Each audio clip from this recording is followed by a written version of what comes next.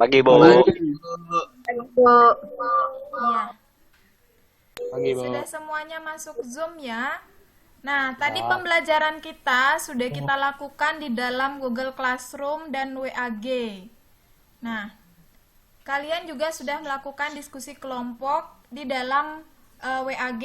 Nah, sekarang kita sudah bertemu di dalam Zoom meeting. Silakan salah satu dari kelompok kalian yang akan mempresentasikan hasil diskusi kelompoknya. Siapa dari kelompok 1 perwakilannya? Silakan. Saya, Bu. Dimas, ya.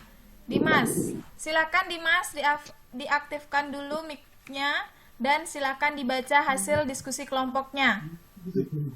Ya, saya akan membacakan hasil diskusi kelompok saya. Yang pertama, faktor pendorong. Ada kesamaan dan perbedaan sumber daya alam, kesamaan dan perbedaan wilayah. Dan yang kedua ada faktor penghambar.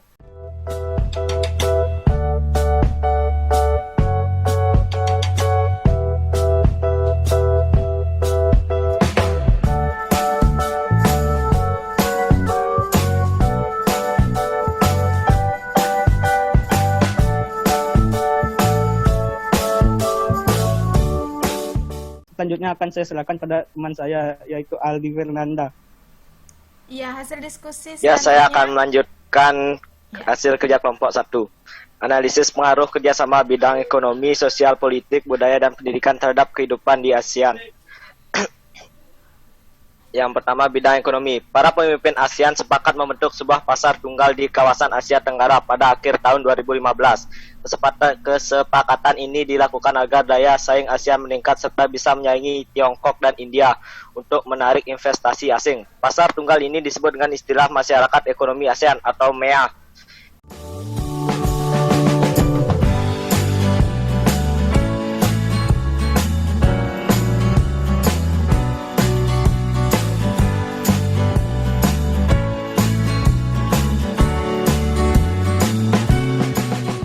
Ya, itu sudah dari kelompok 1 ya, sudah mempresentasikan hasil diskusi kelompoknya. Bagaimana dengan kelompok yang lain? Ada tanggapan? Ada yang masih belum dipahami? Sudah, Bu. Udah, Bu.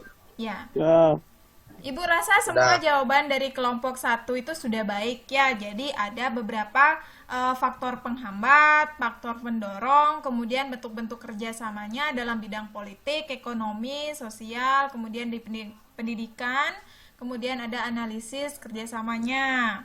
Nah, sekarang siapa yang bisa menyimpulkan hasil diskusinya tadi? Baik, Bu, saya akan menyimpulkan. 1. Faktor pendorong. 2. Faktor penghambar. 3. Bentuk kerjasama bidang sosial dan budaya. 4. Bentuk kerjasama di bidang politik dan keamanan. 5. Bentuk kerjasama di bidang pendidikan universitas. Ya, itu kesimpulannya ya. Jadi ada beberapa faktor pendorong, faktor penghambat, kemudian bentuk-bentuk kerjasamanya. Ya, bagus sekali untuk Yesa sudah bisa menyimpulkan hasil diskusi dan dari kelompok 1 Sudah, Bu. sudah berani untuk mempresentasikan hasil diskusinya. Ibu rasa itu sudah semua jawabannya bagus sekali. Nah, sekarang pembelajaran kita hari ini sudah cukup sampai di sini, namun Ibu ingin menyimpulkan dengan kalian, kita simpulkan bersama-sama ya. Apakah pembelajaran kita hari ini tentang materi interaksi negara-negara ASEAN sudah kalian pahami sampai di mana? Kemudian nanti Ibu akan berikan evaluasi. Kita akan simpulkan hasil dari pembelajaran kita hari ini. Siapa yang mau menyimpulkan hasil pembelajaran kita hari ini? Yang pertama, bidang ekonomi. Para pemimpin ASEAN sepakat membentuk sebuah pasar tunggal di kawasan Asia Tenggara pada akhir tahun 2015. Kesepakatan ini dilakukan agar daya saing ASEAN meningkat serta bisa menyaingi Tiongkok dan India untuk menarik investasi asing. Pasar tunggal ini disebut dengan istilah Masyarakat Ekonomi ASEAN atau MEA. Yang kedua, bidang sosial. Pada tahun 2015, ribuan pengungsi warga Myanmar membanjiri negara-negara tetangga, yaitu Malaysia, Thailand, dan Indonesia dengan menggunakan perahu. Pengungsi ini kemudian dikenal sebagai manusia perahu. ASEAN menghimbau negara-negara anggotanya agar menerima untuk sementara para manusia perahu itu atas dasar pertimbangan kemanusiaan. Migrasi ini berpengaruh terhadap dinamika jumlah kependudukan suatu negara, baik bagi yang mengungsi ataupun negara tujuan pengungsian.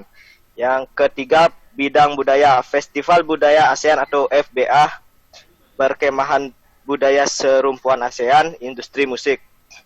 Yang keempat, bidang politik, sengketa perbatasan wilayah, pekerja migran.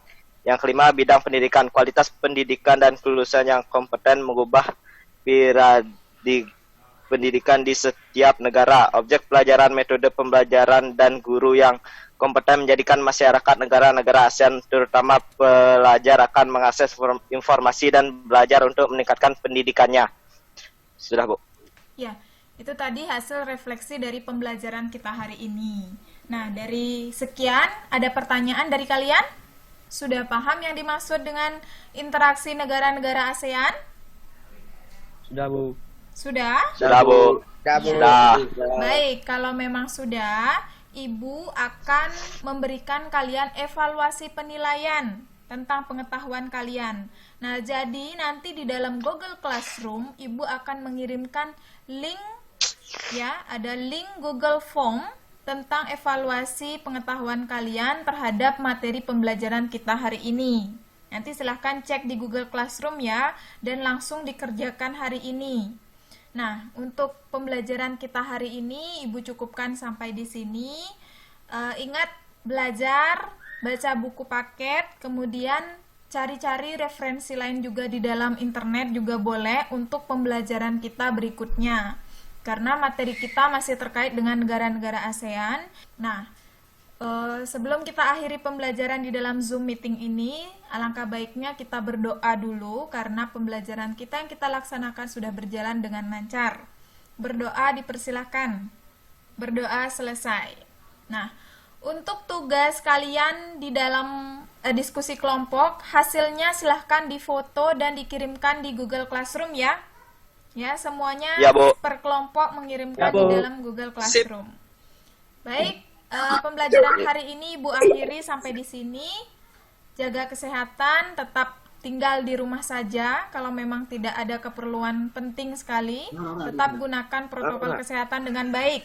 Ya, Ibu Hairi silahkan kalian leave dari Zoom meeting. Selamat pagi. Pagi, Bu.